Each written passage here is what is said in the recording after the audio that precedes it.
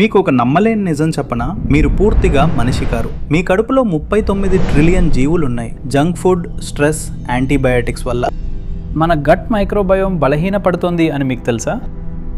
In my view panda life with science ఛానల్కు స్వాగతం. మీరు కేవలం 43% మాత్రమే మనిషి. మిగతా 57% మీ శరీరంలో ఉన్నవి మీ కణాలు కావు. అవి బ్యాక్టీరియాలు, వైరస్లు. వీటన్నిటిలో అతిపెద్ద సామ్రాజ్యం మన కడుపులో అంటే పేగుల్లో ఉంటుంది.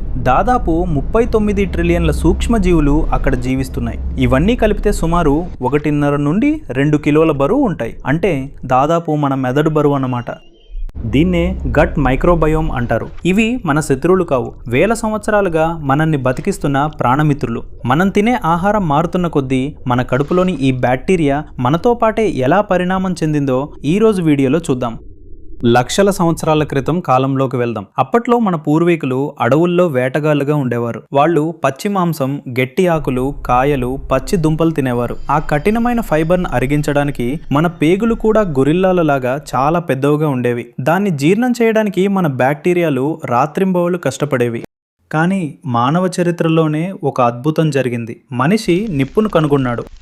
ఆహారాన్ని ఉడికించి తినడం మొదలుపెట్టాడు. ఉడికిన ఆహారం చాలా సులభంగా జీర్ణమవుతుంది. దానివల్ల ఆ ఆహారాన్ని అరిగించడానికి మన శరీరానికి ఎక్కువ శక్తి అవసరం లేకపోయింది. మెల్లగా మన పేగుల పరిమాణం తగ్గింది. మరి ఆ మిగిలిన శక్తి ఎక్కడికి వెళ్ళింది? అది నేరుగా మన మెదడుకు వెళ్ళింది. మన మెదడు వేగంగా పెరగడం ప్రారంభించింది. ఈ మార్పుకు తగినట్లుగానే మన కడుపులోని బ్యాక్టీరియాలు కూడా తమను తాము మార్చుకుని తక్కువ ఆహారం నుండే మనకు మనిషి జీవితంలో మరో అతిపెద్ద మార్పు వచ్చింది. అదే వ్యవసాయం. మనిషి సంచార జీవితం వదిలేసి ఒకచోట స్థిరపడి గోధుమలు, వరి, మొక్కజొన్న లాంటివి పండించడం మొదలుపెట్టాడు. దీనివల్ల మన ఆహారంలో పిండి పదార్థాలు విపరీతంగా పెరిగిపోయాయి. అప్పుడు మన కడుపులోని బ్యాక్టీరియాల జనాభాలో కూడా భారీ మార్పులు. అదే సమయంలో మనిషి ఆవులను, మేకలను పెంచి పాలు తాగడం మొదలుపెట్టాడు. మీకు తెలుసా, చరిత్రలో మొదట్లో పెద్ద వయసు వారికి జంతువుల పాలు అస్సలు జీర్ణమయ్యేవి కావు. కానీ మన కడుపులోని బ్యాక్టీరియాలు మన జన్యువులతో కలిసి ఒక మ్యాజిక్ చేశాయి.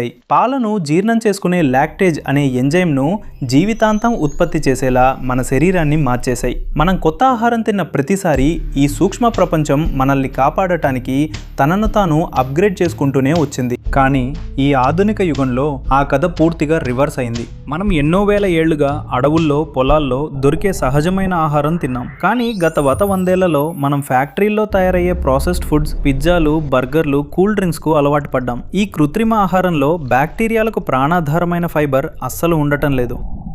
దానికి తోడు అతిగా వాడే యాంటీబయాటిక్స్ చెడు బ్యాక్టీరియాతో పాటు మనకు మేలు చేసే కోట్ల కొద్దీ మంచి బ్యాక్టీరియాను కూడా చంపేస్తున్నాయి. దీని ఫలితం ఏంటో తెలుసా? మన కడుపులో ఆ బ్యాక్టీరియాలు ఆకలితో అలమటిస్తూ అంతరించిపోతున్నాయి. అందుకే మునుపెన్నడూ లేని విధంగా ఇప్పుడు ఊబకాయం, షుగర్ వ్యాధి, అలర్జీలు, జీర్ణ సమస్యలు, చివరకు డిప్రెషన్ లాంటి మానసిక రోగాలు కూడా మనుషులను పట్టి పీడిస్తున్నాయి. మిత్రులారా, మన కడుపులోని ఈ సూక్ష్మ ప్రపంచమే మన ఆరోగ్యానికి అసలైన పునాది. ఆ మిత్రులను మనం కాపాడుకోవాలంటే తిరిగి మనం ఫైబర్ ఎక్కువగా ఉండే కూరగాయలు, పండ్లు, ఆకుకూరలు, పెరుగు లాంటివి తినాలి. మనలోని ఆ అదృశ్య మిత్రులకు మంచి ఆహారం పెడదాం.